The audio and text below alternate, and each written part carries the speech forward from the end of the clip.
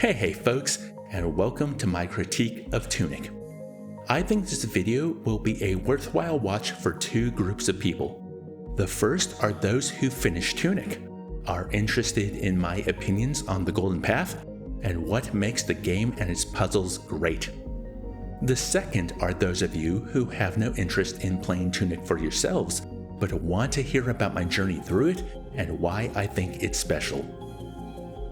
Now, the reason I think you shouldn't watch the video if you don't fall into either camp is that normally I don't care about spoilers, outside of giving a general warning when I'm going to discuss a game in depth. However, Tunic's revelations and secrets were such a wonderful and impactful experience for me that I'd hate to ruin that for you if you're on the fence about giving the game a go. This video will be here long after you've played it. Now that the warnings are out of the way for those of you continuing with the video, let's talk Tunic. What's your favorite puzzle in a video game? The Golden Path might be mine. I had to get a hint from my friend Andrew to shift my brain towards what the numbers on this golden grid actually meant. Once I did, not only was I gobsmacked by how f***ing clever the puzzle was, but I approached solving it with a mix of joy and ferocious appetite. I brought out my trusty notepad and pen and got to work. I've said before how cool it is when games encourage the use of note-taking or screenshotting, and the Golden Path isn't the only place where that's appropriate. If you want to get all the fairies, you'll need to jot down notes. You need them to get all the secret treasures, which I only found a handful of, and hey, will you look at that. The instruction booklet has a spot to take notes in the back of it, where a previous player has scribbled down some helpful tips towards even more secrets Tunic has to uncover. Let's start there. The manual is the gimmick of Tunic. As you move a cute fox around this Zelda-esque overworld, you'll come across pages of an NES-style game manual. A lot of it is in a strange runic language, with the cipher in the aforementioned memo section. Why wasn't the game called Runic, am I right? Decoding the language was one of many secrets I didn't uncover myself, but luckily there's enough English in the manual to work out the most important aspects. Tunic developer Andrew Shouldice gave a talk at the NYU Game Center titled, "This was here the whole time?" I can't think of a more appropriate phrase for how Tunic hides its secrets. The game is engineered to keep giving the player that wondrous feeling of discovery, which is a difficult task since no two players are going to find things in the same order or piece together solutions at the same time. Jim Stormdancer, creator of Frog Fractions, is quoted in this talk saying, "In the 80s, playing a video game meant entering an unknowable world, operating under confusing rules where anything could happen. Now, I think this pertains more to being a child playing a game, rather than games of the 1980s holding this unique quality, but this is the closest I've ever come to someone putting into words the magic I feel when starting a new video game. Before the game unveils itself, it could be and do anything. It's just the more you live and the more games you play, most games lose that sparkle once you realize what they are and what you can do within them. Many are still worth playing because what they are and what they do is enjoyable, but that magic of discovery is gone until the next game starts. Tunic never lost that magic. So, why is that?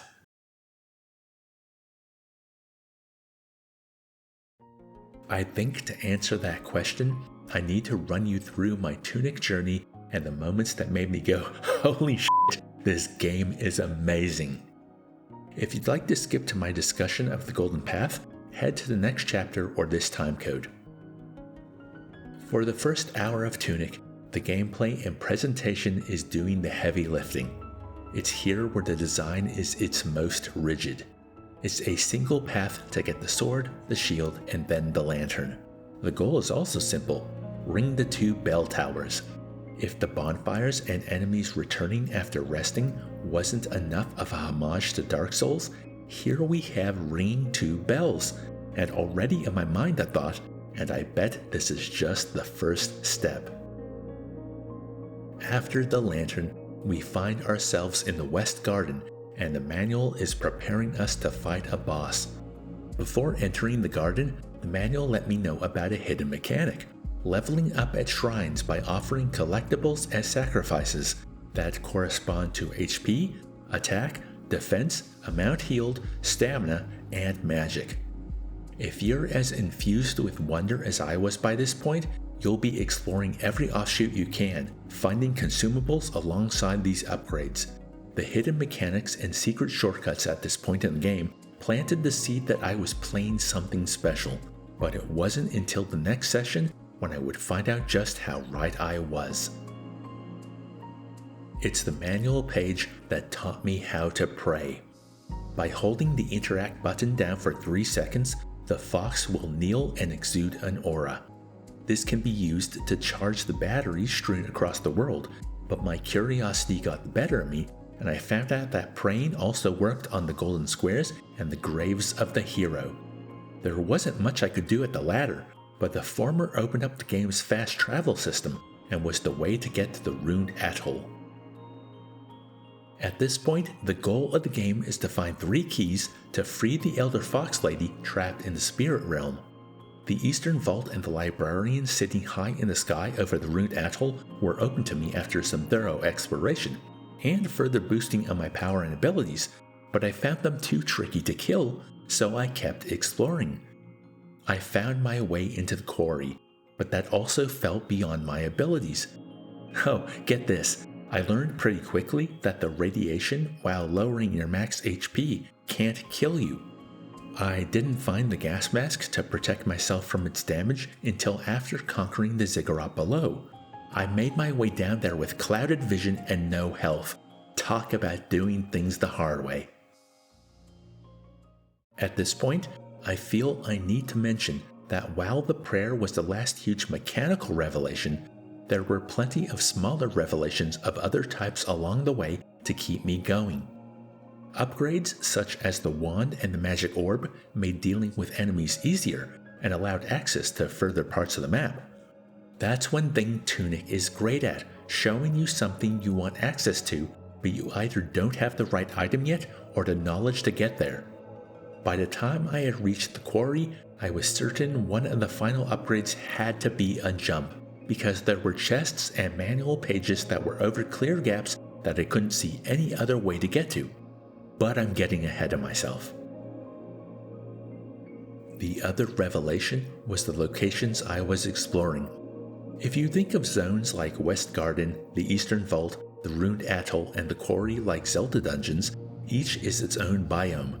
They all have distinct vibes, their own enemies, plenty of secrets, and a sense of achievement when you finally make your way to the boss. I'll always remember the overwhelming grandeur of teleporting to the Great Library and seeing that tower for the first time, let alone climbing the ladder and seeing the librarian just standing there with his back to me. If the gigantic revelations, such as upgrading the fox and learning to pray, align with the phrase, "this was here the whole time," Tunic supplements these moments with a consistent sense of wonder and curiosity as to how deep the secrets rabbit hole goes, and just what the hell the game will show me next. The next big moment is when I finally freed the Elder Fox Lady, and she killed me, sending me to a dark side of the map. This really is echoing Zelda. Before continuing to the swamp, I want to mention a moment in the ziggurat. You might know what I'm about to refer to. Hopefully, I'm not alone in being horrified in learning what the world's batteries are powered by, and the gigantic scope of their production. Tunic feels so light on directly feeding the player narrative revelations that moments like this stick out, and the horrific nature of this impact doesn't hurt either. Plus, after the ziggurat, I could see the Fox Lady being locked away for a reason, so her turning on me wasn't as big of a shock. Regardless, we find the old burying grounds. The manual had been foreshadowing the zone and the cathedral for a while. In this ghost world, we've lost all our upgrades, so the enemies are brutal. Even more so when we have to fight through a ridiculous enemy gauntlet at the bottom of the cathedral, which was hard enough to travel through because of all these nasty little fox clones. It did teach me how useful the decoys are after neglecting them for most of the game. I like that early on, the manual encourages experimentation with the consumables. I just didn't take it to heart for every item. As a reward for besting the gauntlet, we gain the Hero's Laurel, which gives us the ability to teleport dash. Finally, a way to cross gaps and get those manual pages that were out in the open yet inaccessible. Which let me know about the next revelatory bombshell, the Holy Cross. Another thing that was in plain sight the whole time, printed on locked double doors around the world. It's a pattern that if inputted on the D-pad will open these doors. For some reason, I thought I had to pray to input the codes, but watching Let's Plays and speedruns after I was done, it turns out you just need to enter the code when standing nearby. I guess that's better, but I did like the ritual of kneeling to enter the secret code. It felt like it really put the holy in Holy Cross, if you know what I mean. The Holy Cross also lets you know how to seek the fairies, and how there are secret button inputs all over the world to solve. It's the closest Tunic comes to the environmental puzzles in The Witness, where once you understand what the game is capable of, you see possible puzzles everywhere in the world. I found a lot of the fairy puzzles obtuse, or got frustrated when I was sure I had the right answer but it just didn't appear. You only need half of them to unlock the penultimate manual page, but I wanted to get all of them, damn it, so I used a guide for any fairy that was giving me trouble. I probably wouldn't have found or unlocked most of them without it. But while searching for the fairies and trying to get my character's power back, I did uncover trophies in golden chests. What's this? Another fucking puzzle? I found the trophy room and got a couple of these, but it seemed like a bridge too far. I was more interested in how to enter the door in the mountains. Maybe I needed the trophies for it. But looking at the double page spread in the manual, I knew it was likely a giant Holy Cross input. I just didn't know how to crack it. This is the golden path, and with a nudge in the right direction, I started solving the best puzzle I'd come across in years. Before I break down the golden path though, let me finish up the rest of my playthrough. I was dreading having to fight the air. Even with all my upgrades and the other boss victories under my belt, even with the ability to zip around with a Hero's Laurel, I was worried because I found the boss fights the most tense and frustrating parts of the whole game. So imagine my surprise when the reward for solving the golden path and opening the mountain door was the final page of the manual, allowing a non-violent ending. Yep, Tunic pulls a Witcher 2, where instead of the climactic boss fight, you can solve the conflict peacefully. And here, it means you and the Elder Fox Lady become friends. The credits feature moments of the Elder Fox and her little guy hanging out in the world and enjoying each other's company. It's adorable. It then hit me with a New Game Plus option. I was on a high from having solved the golden path and getting that ending, so I wanted more game. I had to try it out. New Game Plus has remixed enemy placement. You don't have the Laurel, but most of your inventory and all of your upgrades are intact. It made me wonder how quickly I could get through the game like this. After ringing the first bell though, I managed to pull myself away. It was far too easy to get sucked back into the world of Tunic, and I had a video to make.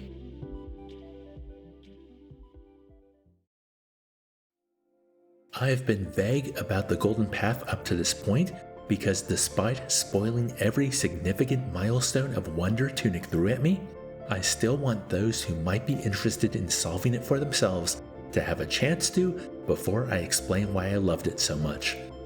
That's why I blurred out the page at the start of the video. Well, now it's time to get into it. Here's the puzzle in all its glory. I had no idea how to begin trying to solve it.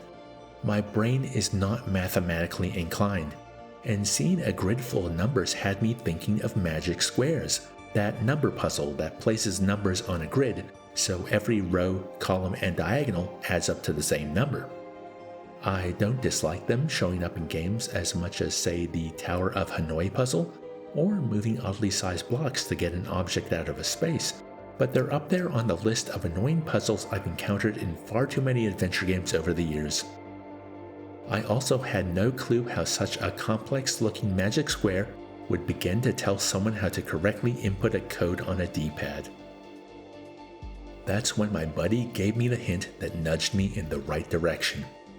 I think it was along the lines of, "Where else have you seen those numbers in the manual?" And suddenly it all clicked. Oh my god, the numbers are the f***ing pages! I flipped to page 12, where the puzzle apparently starts, and didn't see anything. My eyes wandered the page, but then, wait, what's that? A square with rigid lines in it. One line goes off to the left, and there's another in the upper right corner, so the path must enter the same square twice. As a kid, I loved puzzle magazines that my mom would buy me from the grocery store checkout. Some contained puzzles that were visual ciphers, where it would give you a grid number and show you an abstract mess of lines and fills that you entered into that square. If done correctly, at the end you'd have a picture, and it looked like the golden path operated the same way. I think a good rule of thumb in solving any puzzle is not to become too rigid in your thinking when it comes to the rules. If I had thought that every page had a square hidden on it with the lines contained within, following the line to the next square of the puzzle dissuaded me of that notion. Following the golden path to the next page, the line was in the background. Sometimes the line was part of the text or the page layout, and sometimes it was hidden in an image. I think the toughest one for me to find was this page. Can you see it? It took me a little while searching before I noticed the clouds. Devious. The golden path continued to the light as I followed the line from page to page, jotting it down in my notebook, but it saves its most devious hidden line until right at the end, on page 9. I looked over the page for a while and nothing made any sense. Wherever the line was, it was using a different logic from the whole puzzle. Was I just not seeing it, or was I missing something? I was missing something. The page itself tells you where the line is. The only gold on the page is the word load in the screenshot, the question marks, and the fox wondering about something. I bet most players have never been to the save or load screen. I sure hadn't. The game saves automatically, and on the title screen, we all hit continue. So with an idea, off to the load screen I went.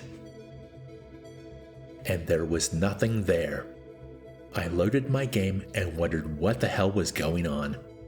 I can't remember why, but I had the idea to travel back to that screen just to see if I had missed something, and suddenly there it was. A second file with a fully upgraded character. I loaded it and was in a completely new area. An area with a golden line on the floor. Here was the final clue of the golden path. I wrote the line down, reloaded my game, traveling to the top of the mountain to pray, and input this gargantuan holy cross. Nothing happened. Now, I could have made a mistake along the way, but it's always good to double check your work.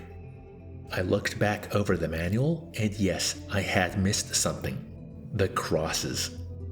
Some of the lines have crosses on them. That means you double the input of the line they're bisecting. I had left off a couple of them, so with my new and improved golden path solution, I inputted the sequence and the door opened. Hooray! Inside was the final page of the manual, the front page. It thanks the player for their effort and has another clue to yet another secret. With the full manual, I went to the air, made friends, and finished the game like I stated before. What a journey!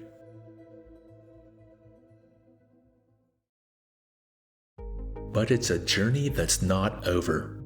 I mentioned the golden trophies that I hadn't collected all of, and of course, I haven't deciphered the runic language. I looked up a translated version of the manual, and you know what? Aside from clarifying a couple of game mechanics, it didn't tell me what was going on during the game. I mean, I know that there's a power that attracts wanderers, and the air was the latest in a long line of foxes that bested this world, and then were trapped to act as the obstacle for the next poor sap. But aside from these broad brushstrokes, the world still made little sense to me. And I think I want to leave it that way. Have you watched that 4-hour video from Twin Perfect about what Twin Peaks is actually about? There's an idea prevalent in David Lynch's work that once a mystery is explained, we move on. As long as pieces of a work are obtuse, abstract, or have no clear explanation, it tickles that part of our brain that becomes fascinated by the unknown, and so, such a work may never lose that luster. That's kind of how I feel about Tunic. Yes, I'd love to find all the golden trophies, and I definitely want to play through New Game Plus sometime, but I like that the story of this world isn't set in stone, or on paper in the manual, even if you put in the work to translate it. It's easy to think up explanations and theories as to what's going on, and they might even be close to what the developer thought when they created this world and its lore. But not knowing for certain keeps Tunic alive in a way that a game that reveals its whole hand often doesn't. It's just kind of funny that a game built on the idea that this was here the whole time keeps some of its secrets hidden to ensure that it lives longer in people's imaginations. Well, it worked on me. Thanks for watching.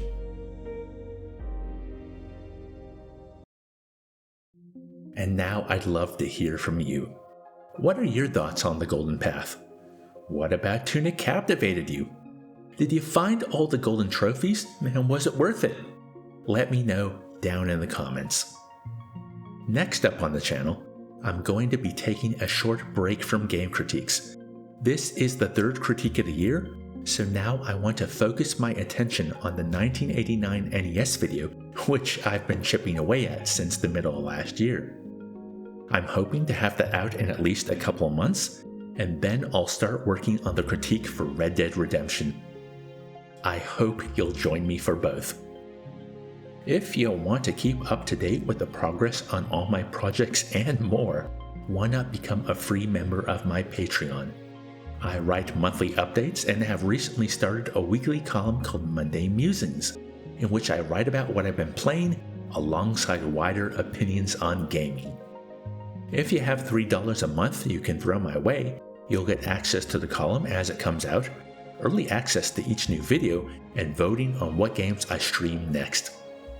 I think it's a good deal, so why not give it a look for yourselves? And that's it for another critique. Don't forget to give the video a like and subscribe if you haven't already. I hope you're all doing well, are enjoying your gaming, and are having a wonderful day.